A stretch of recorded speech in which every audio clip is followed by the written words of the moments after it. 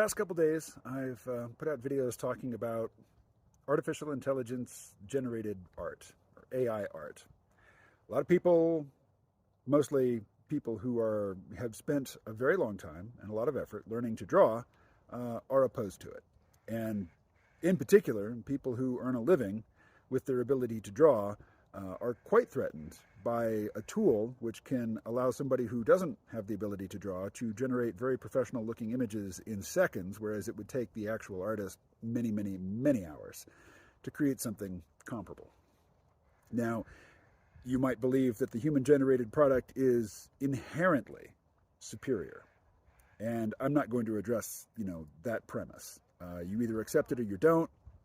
I'm not even going to say whether I accept it or I don't. That's not what's at issue here.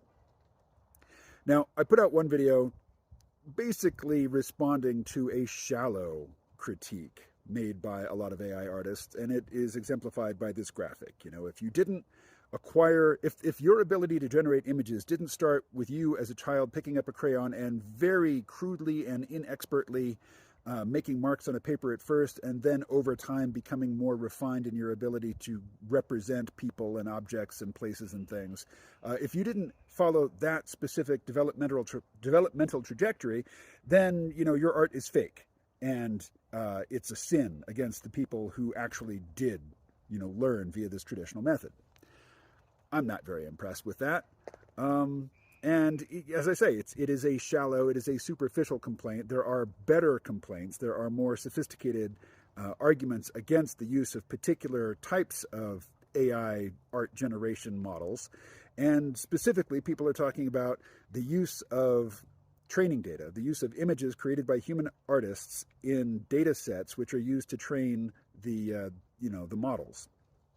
A lot of these people did not give their permission, and a lot of these people, and in particular the most reference artists, people like Greg Rutkowski, are actively against their art being used to train AI, and yet, like Greg Rutkowski, his art style is more often called upon in the creation of these images than that of Picasso.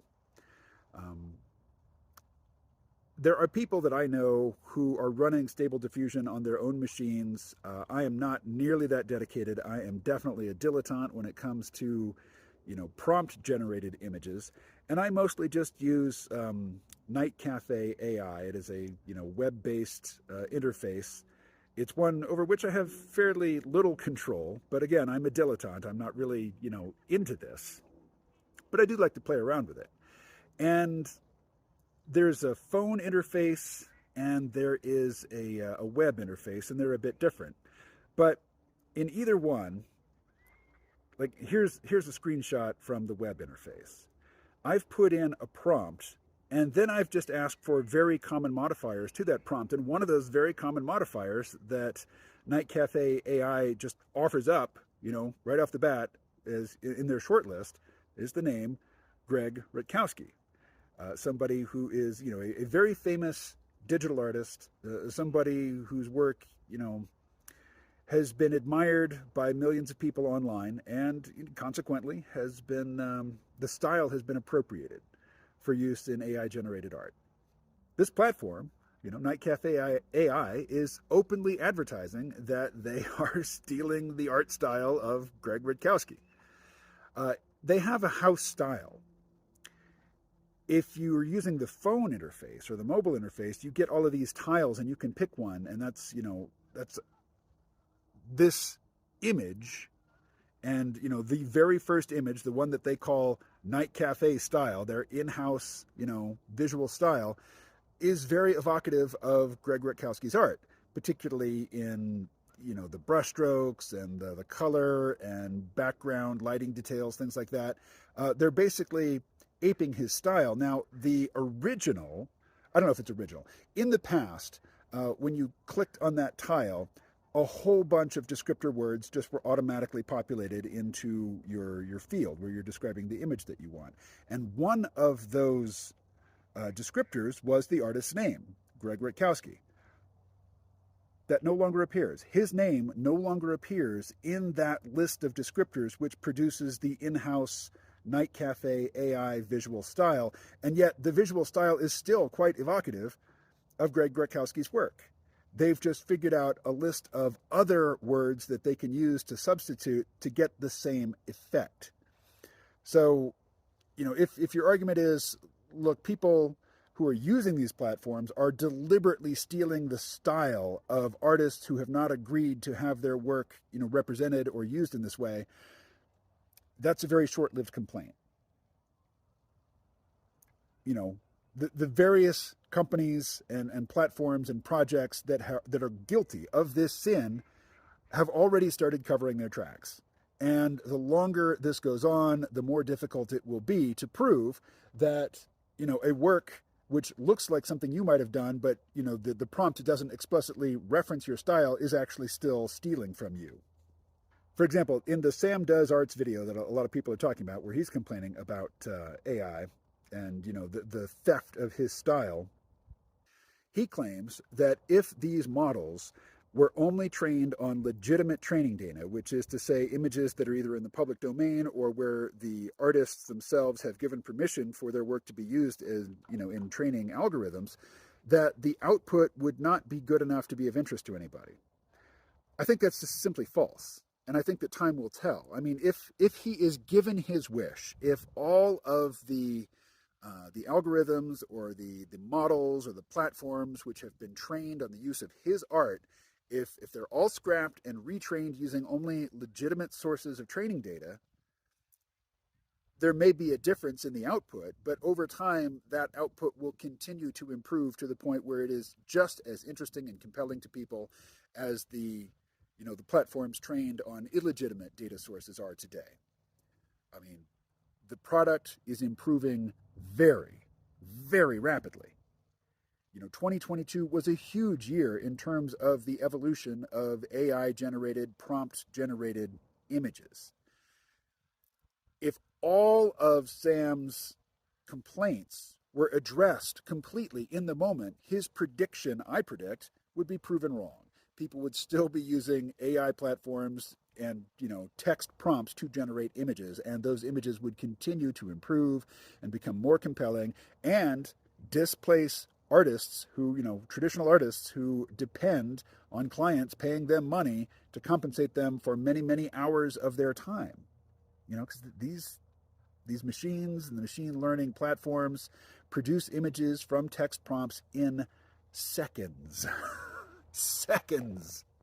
There's no way human artists can compete with that. So that's point one. That even if the legitimate, nuanced complaints of people like Sam Does Arts were addressed in full, the desired outcome would not present itself. There would still be pressure on artists to either start adopting the use of these tools in order to increase the output, that they can sustain, or they're going to have to find some other way to make a living. Because people like art directors and companies and clients who need a lot of imagery, if AI can produce it for pennies on the dollar to what they're paying for human artists, there's no stopping that. There is no stopping that. And it's just a smaller piece. It is one specific example of a economy-wide, society-wide challenge that artificial intelligence and machine learning is presenting to all human beings who have acquired skills that they use to earn, with which to earn a living. It's one specific example, and if you just think banning the technology or hobbling it in the moment is going to, make this whole issue go away, you're not really paying attention to the issue. Certainly, you're not paying attention to it in a context larger than the one that is affecting you. So in this case, artists complaining about AI prompt-generated imagery. I mostly follow the evolution of AI, through language models and chatbots. Things like GPT Chat is the star right now. In a few months, that may seem quaint that I'm even referencing that. There might be models that are so far advanced, so far in advance of Chat GPT that it would just be silly. It will seem like a quaint artifact of history that I'm even mentioning that particular application. Things are moving quick. And, these simplistic fixes, they're not realistic, and like 1.5, they're not realistic because they demonstrate that the people making the complaints don't really understand how this artwork is being created and how, copyrighted images fed into data sets are being appropriated. Because it's not like, the AI is taking screenshots of people's artwork and then cutting it up to make these, clunky collages. It is brushstrokes, it is lighting effects, and it is all statistically correlated using text descriptions of, of particular images. And as more and more images are generated using these machines, those new images, the ones that are judged to be, the most successful, can be then substituted in the data set for the originals. You could retrain language models, not language models, you could retrain these text to image generation models to create Greg Lutkowski looking images, feeding, using as data only fake Greg Rutkowski images. Long story short, point being, if Sam, we'll just take Sam for example, if his wish that the current generation of algorithms be scrapped, retired, forbidden, whatever, and then they be retrained only on legitimate images, legitimate data sources, sources that they have, the model trainers or the data set aggregators have explicit permission, or they're using only public domain imagery, it's not going to stop the flow. It's, this process will continue. It is a much larger issue that we have to grapple with, I'd say as a society or as a global economy, but really as a species. We're going to have to grapple with this notion that in order to eat, in order to have clothing, in order to have shelter, in order to have transportation, in order to have the respectability of your peers, you have to trade your time and effort for money. AI is challenging that in a much more systematic way than I think people who are focused on artists being put out of work by Stable Diffusion realize. And the ticket, I think, to slotting your understanding, your point of view, your particular interest into the larger picture is to expand your vision beyond the limitations of your own personal self-interest. Take a look at the larger picture. Take a look at how other people, different from you in other fields with other interests, are being affected by this same technology in order to come to a more nuanced understanding of what it is that needs to be done at a society-wide level in order to navigate this transition without throwing huge sections of the population into both poverty and, worse than poverty, is indignity. You can't live a dignified life unless you present yourself as somebody who is actively contributing to society. And we do that now by seeking education, getting accreditation, and then getting high-paying, high-status jobs that are dependent on that accreditation and the skills that, that accreditation is supposed to suggest the person with the degree actually possesses. It's so much bigger than artists being put out of work by AI. All right, stop there. Talk to you later.